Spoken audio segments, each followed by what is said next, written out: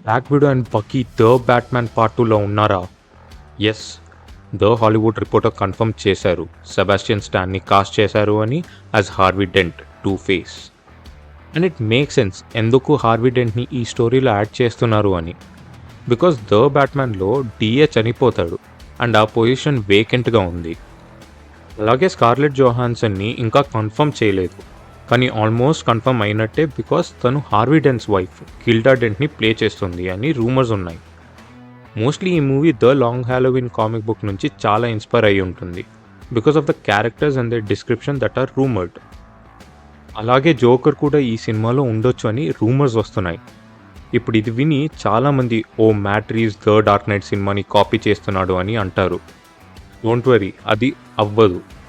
ఎందుకంటే mat Reeves ఒక ఇంటర్వ్యూలో ద బ్యాట్‌మ్యాన్ పార్ట్ 2లో ఉన్న విలన్ ఇప్పుడు దాకా ఏ లైవ్ యాక్షన్ బ్యాట్‌మ్యాన్ మూవీలోనూ మనం చూడలేదు అని చెప్పారు.